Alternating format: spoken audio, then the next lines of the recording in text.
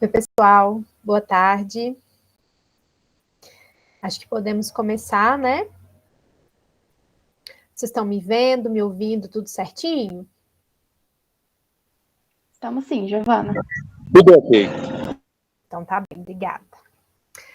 Bom, gente, para quem não me conhece, não estava presente no nosso primeiro encontro, meu nome é Giovana, eu sou psicóloga e psicanalista, formada em psicologia pela UFSJ, que é também onde eu fiz meu mestrado, e onde atualmente eu faço meu doutorado, né, que é também parte do que eu vou compartilhar aqui com vocês hoje, é o que tem sido até então fruto dessa pesquisa de doutorado. Como eu falei para vocês brevemente no nosso encontro anterior, mas hoje a gente vai falar um pouco mais, a minha pesquisa ela tem como tema a questão da população em situação de rua, mas pensando, né, especificamente, como eu falei também, né, existem várias formas da gente abordar essa questão, esse fenômeno que é complexo, que é heterogêneo, mas aqui nessa pesquisa eu estou pensando a partir da perspectiva de que lugar essa população ocupa no discurso, no circuito discursivo que enlaça a cidade. E é o que eu vou tentar falar um pouco mais sobre como tem sido, né, essa análise até então, como que a gente pode fundamentar essa via de análise para construir essa questão. Então, na semana passada, a gente falou sobre a noção de significante, que é uma noção muito importante para a psicanálise lacaniana, uma noção que vai aparecer aí numa diversidade de textos, de seminários do Lacan. E aí hoje eu queria tentar trazer algumas articulações a partir dessa noção, e para isso eu escolhi como ponto de partida o livro Acordo Inconsciente, da Isildinha Batista Nogueira, e especificamente um capítulo que se chama Estudos de Casos, em que ela vai trazer, como o título já diz, alguns casos ali para expor e ilustrar o argumento que ela traz, né? E que, basicamente, dito de modo resumido, ela está trazendo ali que a questão analítica, a questão de uma análise, né, de uma psicanálise, quando se trata de pessoas negras, não exclui questões sociais, questões econômicas, questões políticas, mas que também se faz importante nesse processo interrogar como as pessoas negras, enquanto sujeitos, vivenciam esse processo, né? Vivenciam esse lugar social que lhes é atribuído e que muitas vezes vai se fundamentar a partir de um certo contraponto, de uma certa dinâmica, de uma relação de inferioridade e superioridade que faz com que essas pessoas se vejam imaginariamente aprisionadas frequentemente nesse lugar de inferioridade. E aí é o que ela vai trazer um pouco nesses casos, né? E um ponto que eu acho muito interessante também disso é que ela começa interrogando o seu próprio lugar de analista, né? Interrogando o seu posicionamento enquanto uma analista negra. E aí ela vai dizer, e aí eu estou citando diretamente o livro dela. Em psicanálise, nunca falamos de corpo físico, mas do corpo que fala e do corpo sexual. No entanto, percebo que meu corpo físico, que é investido de um significante peculiar, a cor negra, funciona como um evocador de significações, uma expressão, um sentimento não controlável pelos que me procuram, um significante que se liga a outros significantes. Só dizendo, pessoal, que eu esqueci de falar no começo, né? A gente vai ter um momento para perguntas, para comentários no final, mas em algum momento, se vocês precisarem, podem levantar a mão e perguntarem, enfim. Mas, enfim, né? Então ela vai trazer esse significante que ela chama de um significante peculiar, que é a cor negra, como um evocador de significações, mesmo a sua revelia, né? Algo que produz articulações aí para as pessoas que a procuram e que ela não pode controlar que associações são essas, né? Então, um ponto que eu acho importante da gente demarcar, já associando com o nosso encontro anterior, é como que esse significante, então, vai se associar, se articular a outros significantes pensando que, como a gente falou, uma das características mais marcantes, né, que Lacan vai trazer para descrever o significante é que ele só pode ser pensado em articulação com outros significantes. Aqui ela está trazendo para a gente, então, associações que ela não pode controlar, né, associações ali à sua revelia. Então, ela vai trazer para a gente, a partir de 3 casos, como que o significante negro vai se articular, então, com outros, né, produzindo alguns efeitos. No primeiro caso, ela vai dizer que esse significante aparece quando a analisante, que é uma mulher branca, leva seu filho para análise e ela se depara com uma analista negra, o que gera uma reação de grande estranhamento para essa mulher que estava ali levando o filho para fazer análise. Tanto é que, se eu estou me lembrando bem do caso, ela nem fica assim para a sessão. E aí, quando ela retorna, é justamente ao localizar esse estranhamento e ao dizer disso, de alguma forma se envergonhar por esse estranhamento, que ela produz uma associação sobre ela, dizendo que é ela quem tem uma história negra, como ela nomeia. E que no caso dela, dizer que ela possuía uma história negra estava ligado a uma questão em torno ali da sexualidade, em torno de um comportamento de permissividade sexual, que ela trazia em associação com esse significante. Né? Ela trazia isso quando ela dizia ter uma história negra. E aí a Isildinha vai localizar ali que isso foi, naquele momento, uma articulação que fez com que essa mulher, que até então estava ali para levar o filho, buscasse uma análise para si, e que só foi feita essa associação porque, para o imaginário social ali, essa permissividade sexual estava articulada com esse significante do corpo negro, que aparece para ela quando ela estranha, então, ter a analista como uma mulher negra.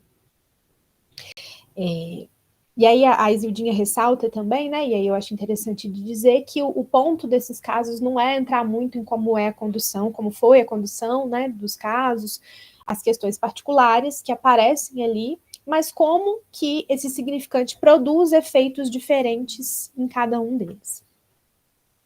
Então, no segundo caso, se trata de uma mãe que leva sua filha para análise, uma menina negra, com queixas relativas à agressividade, a dificuldades de relacionamento com colegas, uma série de questões ali que apareciam nessa filha. E aí, nesse contexto, a mãe relata de uma série de operações, de uma série de movimentos realizados por ela para que essa filha fosse vista como uma menina branca. Então, a escola em que ela estudava, a maneira como ela arrumava a filha para ir para a escola, diziam ali de um certo movimento para que a filha fosse, então, vista, né, enxergada como uma menina branca, o que ela não era. Então, no discurso dessa mãe, as ações do marido, né, do pai dessa criança, que era um homem negro, que era um homem que frequentava rodas de samba, que era um bandista, eram colocadas em um lugar pejorativo, então eram articuladas a questões pejorativas e eram nomeadas por ela como coisas de negro. Então essa mãe dizia das coisas que esse pai fazia a partir desse lugar. E diante desses movimentos, essa criança se recusava a dar um lugar para o pai, diante dessa fala da mãe, mas ao mesmo tempo ela também recusava esses artifícios que a mãe fazia para buscar para ela, para buscar para a filha, né, esse lugar de branquitude. E aí o direcionamento dado pela analista é de abrir um espaço para permitir que essa criança reconhecesse, né, se reconhecesse enquanto uma menina negra, mas que pudesse ali também fazer outras articulações a partir disso, que não fossem as articulações produzidas ali no discurso da mãe com relação a isso. E o terceiro caso é o caso de uma jovem negra, que leva para análise questões de relacionamentos, dificuldades de fazer amizades, Essa jovem relata que, quando ela era criança, ela estudava com uma colega negra, era a única colega negra além dela, mas ela não se via dessa forma, e ela tinha muita vergonha de conversar com essa colega. E aí, em certo momento, ali no decorrer desse processo de análise, essa jovem conhece um rapaz branco, um rapaz estrangeiro, com quem ela inicia um relacionamento que culmina aí em um noivado. E durante esse processo, ao longo desse relacionamento, se desencadeiam para ela uma série de questões em torno do receio de que esse namorado a percebesse ou percebesse a sua família como pessoas diferentes ou como pessoas não civilizadas. O que piora severamente quando esse noivo escreve para a própria família, envia fotos da noiva e a família dele reage mal, questiona o casamento, e demonstra um comportamento racista em relação a ela. E aí essa jovem entra, então, num processo de angústia, né, num processo ainda mais intenso de angústia, e que começa a aparecer ali a partir de um emagrecimento tão severo que o vestido de noiva que ela tinha feito ou comprado, já não tinha mais como ser ajustado de tanto que ela tinha emagrecido. E nenhuma questão fisiológica era encontrada ali, era localizada de forma que pudesse explicar, né, fisiologicamente esse emagrecimento drástico. E aí, então, a paciente interroga na análise, né, o que a família dele vai dizer disso, vai dizer desse emagrecimento, vai dizer desse vestido que não serve. E a analista responde, e aí, mais uma vez eu cito diretamente, né, me parece que não terão nada a dizer, pois até lá você já terá desaparecido. Agora, como você fará para sumir também com a sua família? Eles também estarão lá, presentes no casamento. E aí eu chamo a atenção, né, para esse caso, especialmente porque ele nos permite ver duas coisas. Uma delas é algo que a Isildinha sinaliza ali no texto, que é uma relação metonímica entre o significante negro e outros significantes. Por exemplo, num certo momento, a jovem diz que ela teme que seu namorado conheça a sua família e veja que eles são diferentes dele porque eles não falam inglês, né? Eu acho que eu disse que esse namorado era estrangeiro, mas ele falava português e ele expressava o desejo de se comunicar no idioma dela para poder praticar, para poder aprender, mas para ela era um incômodo muito grande que a família, que a própria família não falasse inglês para se comunicar com ele em inglês. E a Isildinha traz, inclusive, que ela própria insistia em se comunicar com ele em inglês, ainda que ele falasse português também. E aí a analista traz como esse significante vem carregado de um deslizamento a partir do significante negro. Então, o que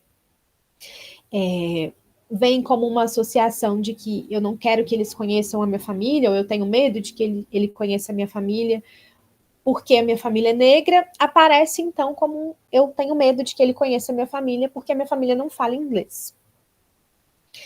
E um outro ponto também que eu destaco sobre esse caso é que ele traz esse caráter do sintoma, que, como a gente falou na aula anterior, permite que o próprio corpo se apresente como uma metáfora, né? Que a própria carne seja tomada enquanto significante. E isso aparece nesse emagrecimento compulsivo aí dessa analisante, que no fim das contas pode ser interpretado pela analista como um movimento de fazer com que o seu próprio corpo, como um corpo negro, desaparecesse, sumisse ali daquele casamento. Então, eu acho que esses casos, eles nos permitem evidenciar um pouco desses movimentos que a gente construiu, né, que a gente falou sobre no nosso encontro anterior, que são movimentos de articulação significante. Além disso, né, um dos motivos para eu ter escolhido esse texto, para a gente ter como ponto de partida hoje, é pensando que essa questão das significações atribuídas ao corpo negro atravessa diretamente a questão da minha pesquisa, né, principalmente quando a gente fala da população em situação de rua como uma população que é majoritariamente negra, e de modo mais amplo, também como um texto que nos permite pensar, né, como eu falei, como o sujeito é atravessado por esses significantes e como ele traz no seu corpo, no seu discurso, na sua história, as marcas desses atravessamentos. E por fim, né, esse texto, acho que ele destaca um ponto que eu também acho que é muito importante para a minha pesquisa e talvez para as nossas pesquisas aqui de modo geral, que é o rompimento com uma certa ideia de neutralidade, né? Pensando que o inconsciente ele não sofreria atravessamentos, né? Como por exemplo de raça, de cor. E se a gente retoma uma das definições apresentadas por Lacan da noção de inconsciente, né, do inconsciente como discurso do outro, do grande outro, então esse inconsciente é sim atravessado por aquilo que chega desse outro até o sujeito. E com isso, eu penso que a gente consegue fazer mais diretamente uma ponte, então, entre essas noções que nós vimos no nosso encontro anterior e que fundamentam o nosso entendimento sobre a noção de significante, e o conteúdo especificamente que eu venho desenvolvendo nessa pesquisa de doutorado. Essa pesquisa de doutorado, ela aparece muito como um fruto, um desdobramento da pesquisa que eu desenvolvi no mestrado e que tinha uma outra questão, mas que era ali de um tema análogo, né, que também falava sobre a questão da população em situação de rua. E durante essa pesquisa de mestrado, um aspecto que se fez muito importante ali nas minhas análises foi justamente o de tentar compreender como que os significantes, né, que dizem da população em situação de rua se articulam, né? Quais são as articulações feitas a partir disso? Então, a gente tentou trazer, tanto numa via de análise histórica quanto contemporânea, como é falada essa população. E aí, historicamente, a gente tem uma série de olhares, de denominações sob as quais a população em situação de rua aparece. E uma das que se destacou para a gente nessa análise foi a denominação sofredores de rua, que aparece principalmente vinculada à tradição religiosa do servo sofredor, que aparece também vinculada a ações de cunho filantrópico, baseadas na caridade religiosa, e que enunciam, de certo modo, qual é o lugar atribuído por essas pessoas quando se tem como ponto de partida esse tipo de ação. Uma outra denominação que aparece é também a noção de povo da rua, que vai sendo construída ali a partir de um empenho justamente para se criar um senso de comunidade, né, um senso de união em torno ali de uma ideia de transformação social que pudesse permitir que a questão da população em situação de rua fosse pensada de um ponto de vista coletivo e não só de um ponto de vista individual. E ali em torno dos anos 80, um grande movimento, né, que a gente tem historicamente no Brasil, de aumento de desemprego e de aumento da população em situação de rua, começam a aparecer com mais força na mídia reportagens e notícias sobre os chamados mendigos, que se opunham ali aos catadores, né, que recebiam uma outra denominação, porque enquanto os catadores viviam da rua a partir do seu trabalho e permitiam que se tivesse um outro olhar de pessoas que estavam ali porque não encontravam um outro lugar no mundo do trabalho formal, e que seriam então diferentes desses assim denominados mendigos, que seriam aqueles que viviam ali da vadiagem, pedintes e etc, né? E aí o termo população de rua começa a aparecer com mais força com a tentativa de se estabelecer estudos mais sistemáticos sobre essa população, já que era um termo considerado como mais neutro, mais científico, né? E que, portanto, era alvo ali de pesquisas sérias, de pesquisas sistemáticas.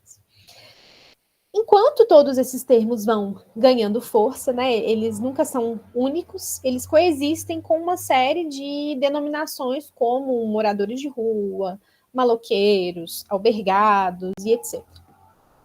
Então, historicamente, vão aparecendo, né, essas diferentes nomeações que são dirigidas à população em situação de rua. E de um ponto de vista contemporâneo, durante a pesquisa, eu fiz uma pesquisa assim rápida no Google Notícias lá, que permitiu vislumbrar uma certa diferença que eu achei muito curiosa, né? Porque quando eu pesquisava morador de rua ou moradores de rua, a pesquisa, ela frequentemente se direcionava para casos de violência, de conflitos, ou então de pedidos de ajuda e coisas nesse sentido.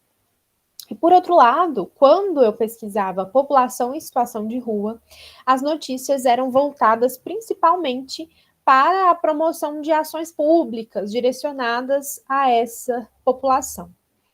E esses achados, né, essas observações, elas reforçam a ideia de que a escolha de denominações, ela não é arbitrária. Pelo contrário, ela está diretamente associada ao modo como aquele grupo populacional é representado e com o tipo de olhar que se direciona a ele. E aí, se a gente pensa com Lacan que o poder de nomear os objetos estrutura a nossa própria percepção, de fato, a gente vai ter articulações muito diferentes e percepções muito diferentes sobre um fenômeno a partir da maneira como nós o nomeamos e a partir dos significantes que são endereçados e que são articulados ali sobre ele. Então, quando a gente nomeia um fenômeno, a gente também atribui a ele um certo lugar simbólico, né?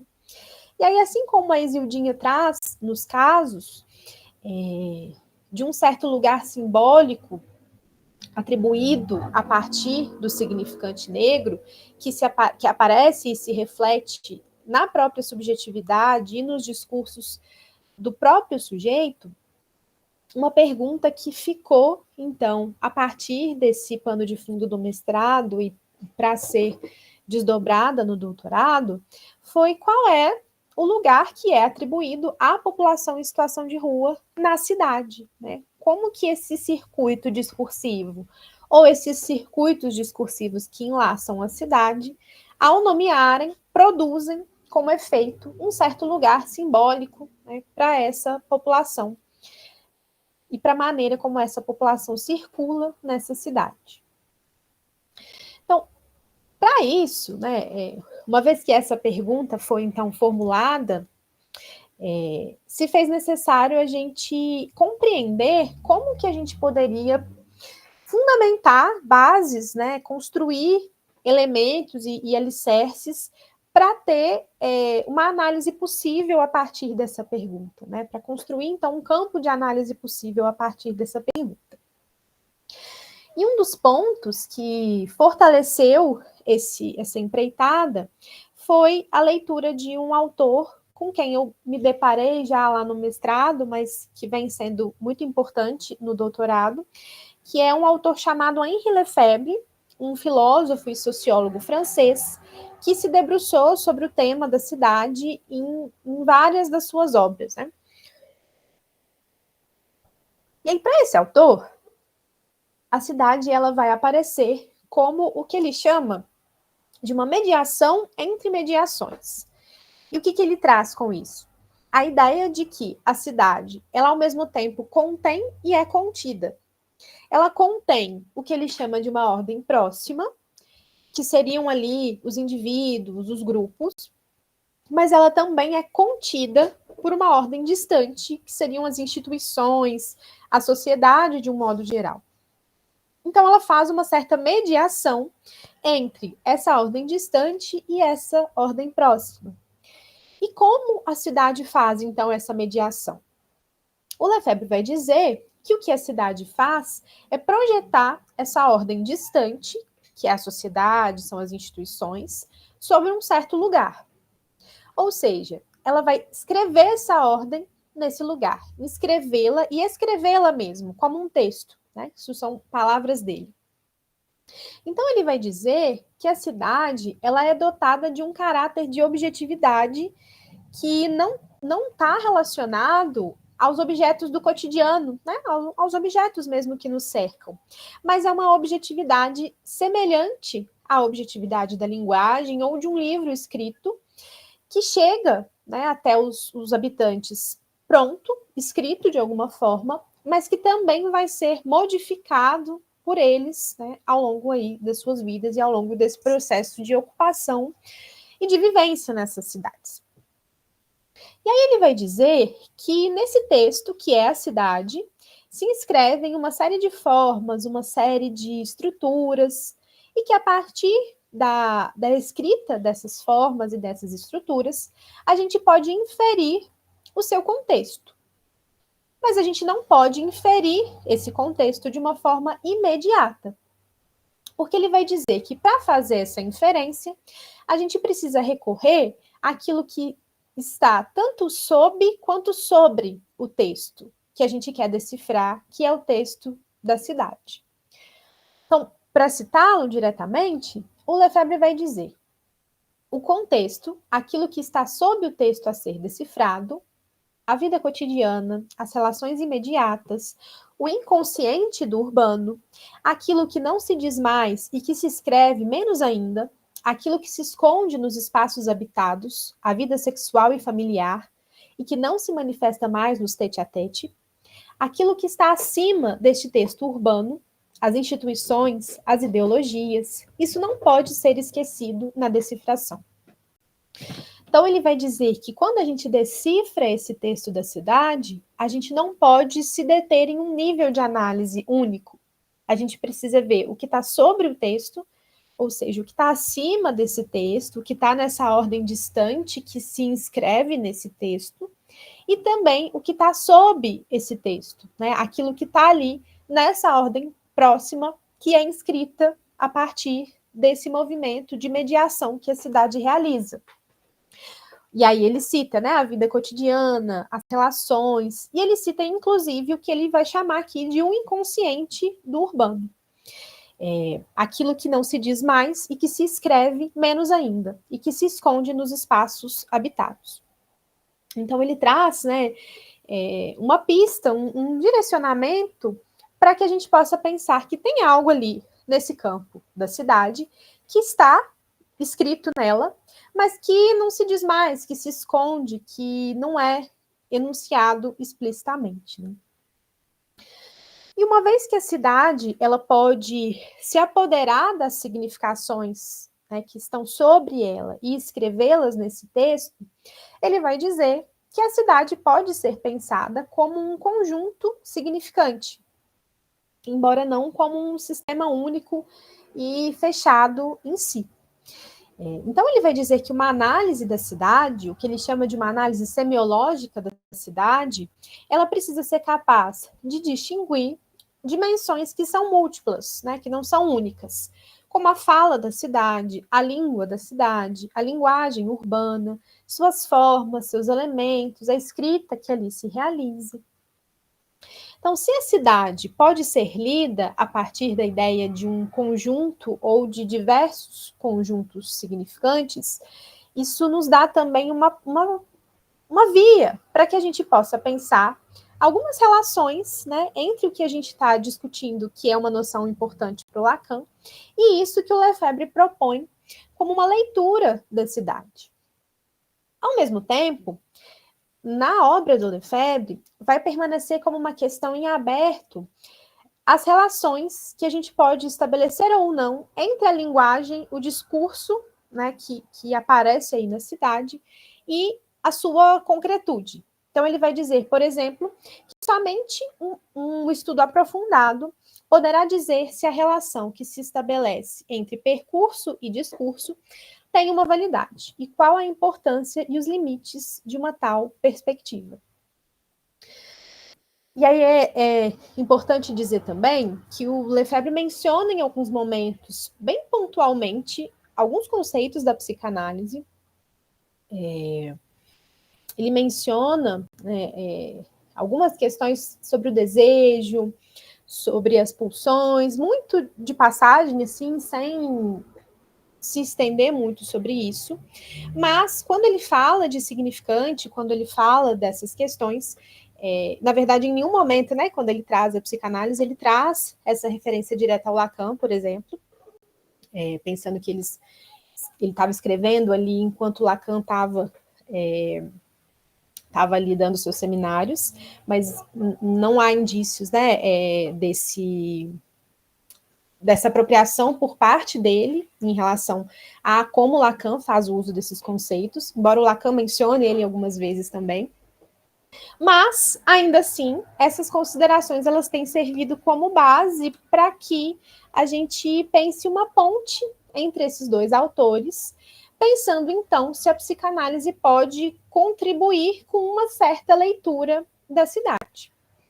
Então, pensando que se a fala, no âmbito da análise, ela vai ser compreendida, como Lacan traz, como um texto, assim também se dá com a cidade, né? Que seria, então, um texto no qual se inscrevem essas diversas ordens que o Lefebvre nos aponta. E o texto da cidade, assim como o texto que compõe o inconsciente, ele não é escrito individualmente, pensando aí, né, no que a gente tem falado, que o sujeito, desde antes de nascer, ele já é antecedido por um certo discurso, por certos discursos ali que atribuem a ele um certo lugar. Então, o texto da cidade também antecede os sujeitos, mas não é recebido por eles passivamente, né? Eles também podem, os indivíduos que circulam aí numa cidade, também podem deixar nela, né, as suas marcas. Então, assim também vai se dar com o campo da palavra, que vai se presentificar de forma individual, mas que coloca em jogo uma dimensão que é coletiva, né, que nos antecede. E uma das questões também que começa a aparecer para a gente, pensando esse pano de fundo, é que a psicanálise, pensando aí a psicanálise lacaniana, pode também contribuir, inclusive, com algumas das interrogações deixadas pelo Lefebvre, quando ele diz, por exemplo, que a noção de signo ela não seria suficiente para dar conta de uma leitura da cidade, uma vez que a cidade não pode ser pensada como um sistema fechado, como um sistema único. E aí, nesse ponto, né, a gente pode se lembrar do que a gente vem falando, de que Lacan vai promover uma subversão dessa noção de signo linguístico para enfatizar aí a dimensão significante, colocar a primazia aí desse significante, o que nos permite pensar que a linguagem ela é caracterizada justamente pelo fato de que os seus elementos eles só vão adquirir valor na relação uns com os outros e não em uma relação fixa com o significado. Então, se a gente está pensando que se trata de articulação significante, né, pensando aí as operações que a gente discutiu, a gente pode pensar então que não se trata de um sistema único, né, de um sistema fechado de signos que estariam ligados então fixamente aos seus significados.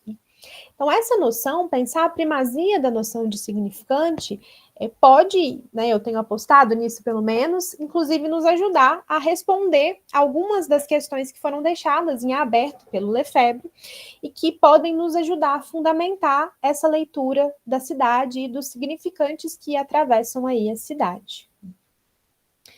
E aí, se a gente for seguir com essa analogia entre o texto que compõe um discurso do sujeito e o texto que compõe a cidade, que é escrito, né, na cidade, a gente tem em ambos páginas censuradas, rasgadas, em branco, né? O Lefebvre vai dizer, como eu falei, que existe aquilo que não se diz, né, que se oculta nas cidades. Mas a gente sabe também que é justamente sobre isso que uma análise vai se debruçar. Já que, como Lacan traz, aquilo que foi apagado é, de certa forma, escrito em um outro lugar. Né? Aquilo que foi apagado não é apagado sem deixar vestígios. Né? Então, essas marcas, elas podem ser lidas. Se a gente pensa no âmbito da análise, se a gente retorna para os casos, né, que a gente estava discutindo, essas marcas, elas podem ser lidas no corpo desses sujeitos, elas podem ser lidas nos seus discursos, elas podem ser lidas nos sintomas, na forma como esses significantes são articulados ali. E na cidade, né, a aposta é que elas também podem ser lidas, né, que esses apagamentos, eles também deixam certos vestígios, né, que aparecem aí em alguns lugares. E aí, para pensar esses vestígios, para pensar como a gente pode localizá-los, eu tenho recorrido a uma citação do Lacan, que está no texto Função e Campo, da Fala e da Linguagem, um texto que a gente discutiu um pouco sobre, né, no nosso primeiro encontro, mencionei sobre ele, no qual ele vai dizer, é uma citaçãozinha um pouco extensa, mas eu acho que vale a pena eu ler para vocês. O inconsciente é o capítulo de minha história que é marcado por um branco ou ocupado por uma mentira. É o capítulo censurado. Mas a verdade pode ser resgatada. Na maioria das vezes, já está escrita em outro lugar. Qual seja? Nos monumentos. E esse é o meu corpo. Isto é, o núcleo histórico da neurose em que o sintoma histérico mostra a estrutura de uma linguagem e se decifra como uma inscrição que, uma vez recolhida, pode ser destruída sem perda grave. Nos documentos de arquivo, igualmente. E esses são as lembranças da minha infância, tão impenetráveis quanto eles, quando não lhes conheço a procedência. Na evolução semântica, e isso corresponde ao estoque e às acepções do vocabulário que me é particular, bem como ao estilo da minha vida e ao meu caráter. Nas tradições também, ou seja, nas lendas, que sob forma heroicizada veiculam a minha história. Nos vestígios, enfim, que conservam inevitavelmente as distorções exigidas pela reinserção do capítulo adulterado nos capítulos que o enquadram, e cujo sentido minha exegese reestabelecerá. É uma citação que está nesse texto, né? Função e Campo, está lá nos escritos, e está entre as páginas 260 e 261, para quem quiser conferir. E eu acho que é uma citação muito importante para isso que a gente tem tentado desenvolver, por vários motivos, né? Acho que primeiro por essa definição que ele começa nos apresentando do inconsciente como o capítulo da minha história que é marcado por um branco ou ocupado por uma mentira, né? Como o capítulo censurado, que é uma definição que tem nos permitido pensar também como ela aparece nas cidades, né? Pensando aí que existem capítulos que são censurados, que são adulterados, que são apagados, né? Mas ele segue. A verdade pode ser resgatada. Na maioria das vezes já está escrita em um outro lugar. Então, isso nos diz que isso que é apagado não permanece apagado, né? A gente sabe, a gente escuta, né, na psicanálise, como isso que se tenta apagar deixa vestígios, né? Não, isso que se apaga não nos deixa em paz, de alguma forma. Então, isso que se censura, tanto nesse texto, né, que compõe o inconsciente, quanto nesse texto que compõe a cidade, está escrito num outro lugar, deixa seus vestígios. E Lacan é muito enfático, como poucas vezes eu acho que ele é, né, tão direto assim, ao dizer que a gente pode resgatar em alguns lugares essa verdade, né? E aí ele vai dizer nos monumentos, e ele faz uma ponte, né, para pensar o corpo, nos documentos de arquivo, e aí ele traz para pensar as lembranças da infância, na evolução semântica, trazendo o vocabulário particular, né, o estilo de cada um, nas tradições, e aí ele traz para o âmbito das lendas que veiculam a história de um sujeito, e nos vestígios que conservam ali as marcas das distorções realizadas nesse capítulo adulterado, né? Mas que pode ser, de alguma forma, reestabelecido. Então, o Lacan vai dos monumentos para o corpo, dos documentos de arquivo para as lembranças, da evolução semântica para o vocabulário particular, das tradições às lendas heróicas que contam a história de cada um, né? Apontando também para os vestígios, para as distorções deixadas pela adulteração do texto.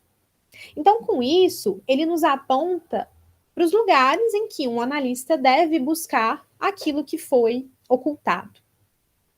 E aí a ideia é, a partir dessa citação, pensar se a gente não pode fazer o movimento inverso, de ir buscar justamente nos monumentos, nos documentos de arquivo, nas evoluções semânticas, nas tradições, nos vestígios, né, que são deixados por essas distorções, aquilo que a gente está apostando e entendendo que é ocultado no texto das cidades, né? Então, essa citação, ela nos deixa uma orientação quase que metodológica, né, para que a gente possa ir atrás desses vestígios. Então, se a gente pensa que na cidade também há capítulos censurados, a gente pensa que também há apagamentos, contradições, censuras, esquecimentos. E aí, o que isso tudo nos diz, né, nos traz para pensar a população em situação de rua especificamente, né?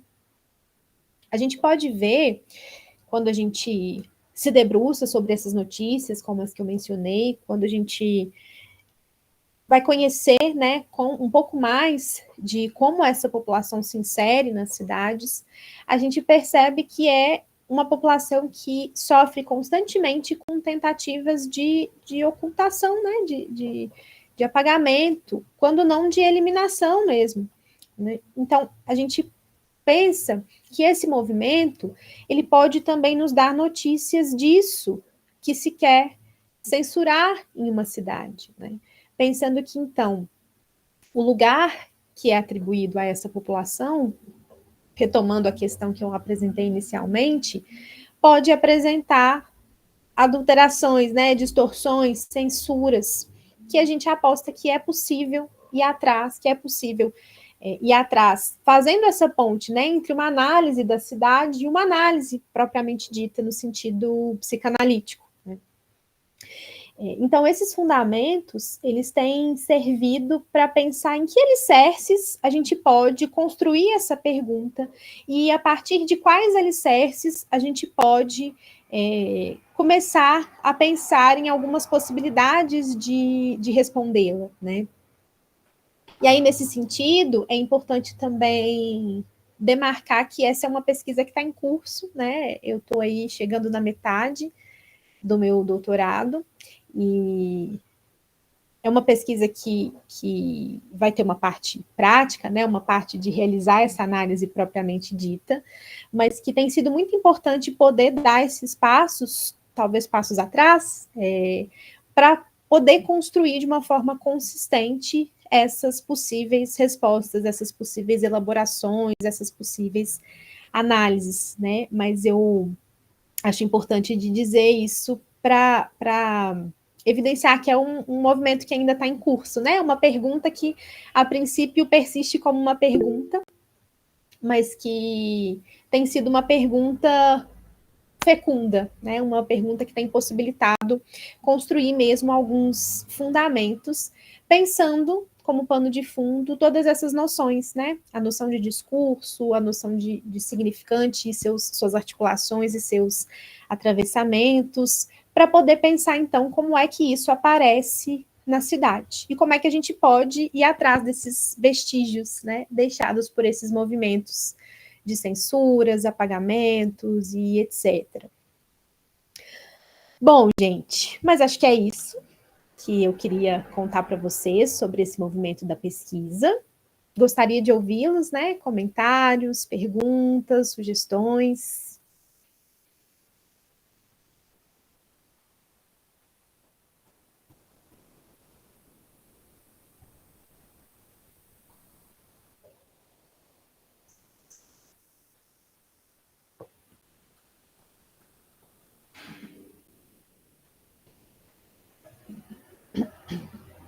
Deixa eu abrir aqui o chat. Muito interessante ouvir sobre. Obrigada, Ana Clara, que bom.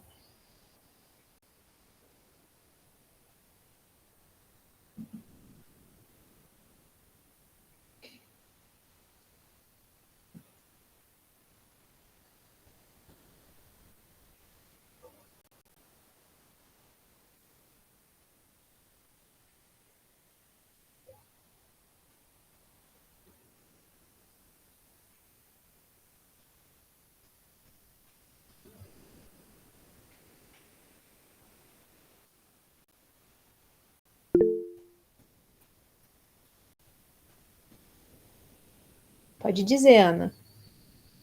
Oi, gente. Oi, Giovana. Boa noite. Eu cheguei um pouco atrasada, Giovana, então não peguei o início, assim, mas...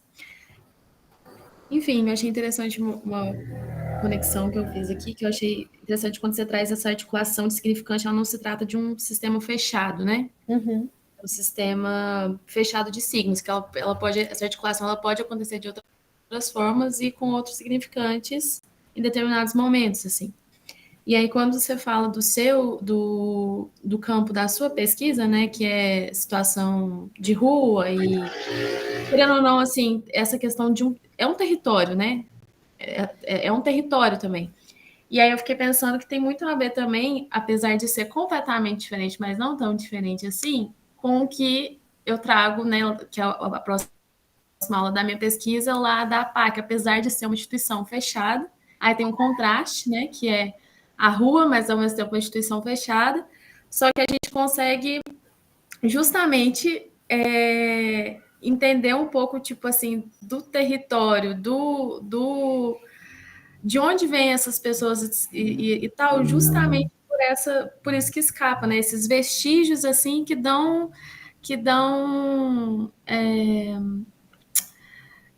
marcam de onde essas pessoas estão vindo, de certa forma. Mesmo que um seja, tipo assim, aberto e, né, a rua, e o outro, tipo, uma instituição fechada e tal.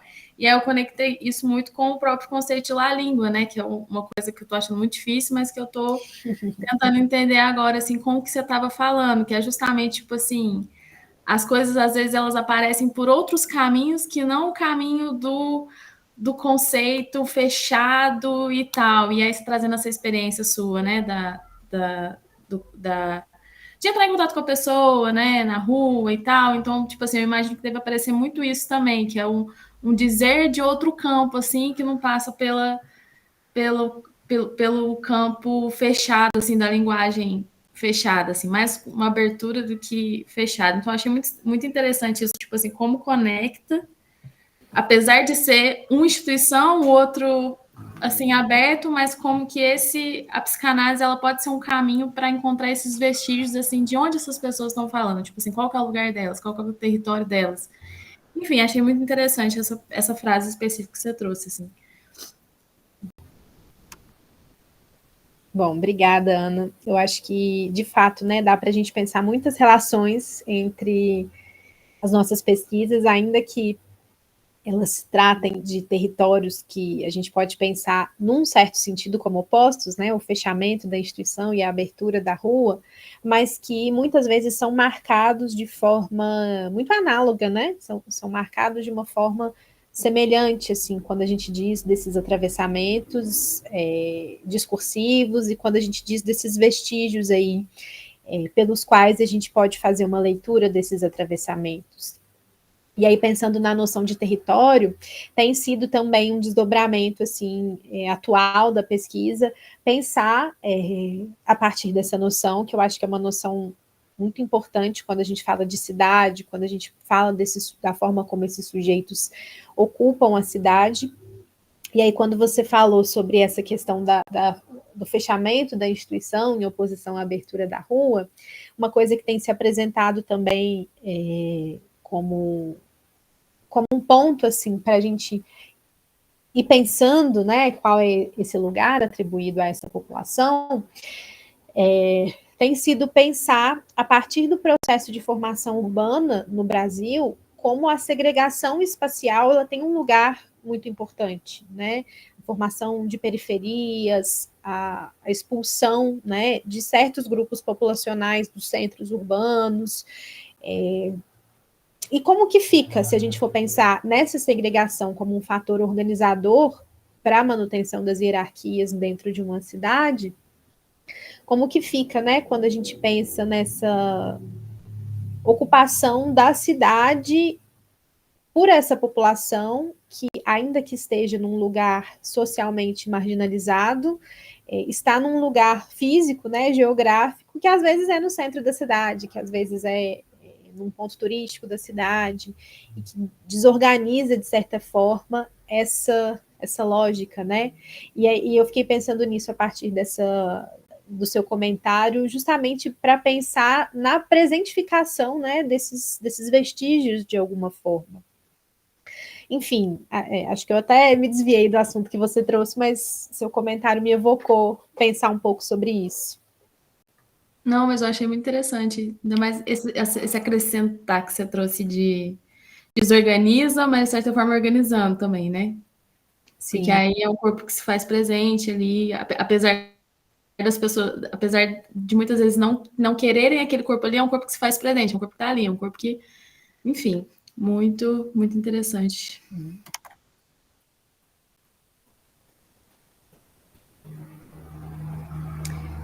Mais alguém, gente, pensou em algum comentário ou pergunta?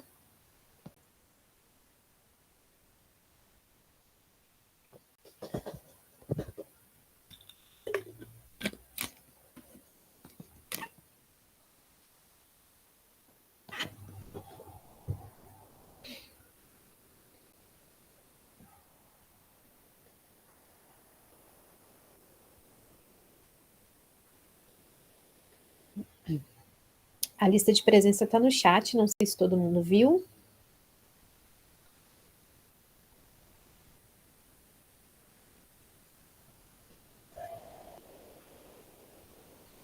Oi, Giovana. Boa noite. Oi, boa noite. Queria agradecer pela transmissão, achei que foi muito bom te ouvir falar hoje. E queria te fazer uma pergunta um pouco mais pragmática, assim, na verdade. A citação do Lacan que você leu, ela é de onde? Você chegou a falar? Essa última, do inconsciente. Aquela maior que você falou que era um pouco longa. Ah, sim, do inconsciente como capítulo da minha história, marcado por um branco. Isso. Ela está no Função e Campo, lá nos Uhum, escritos, uhum. páginas 260 a 261, pelo menos na minha edição aqui. Muito obrigada. Imagina.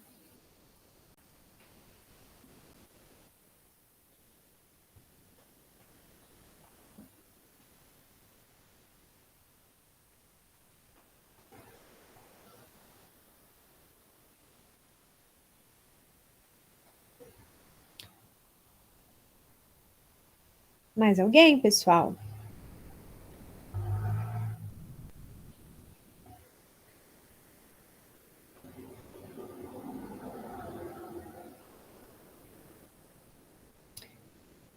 Bom, se ninguém tiver mais perguntas ou comentários, acho que a gente poderia encerrar.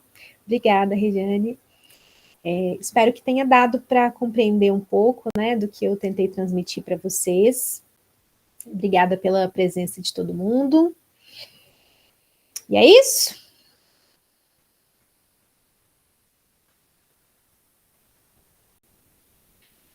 Obrigada, pessoal. Boa noite.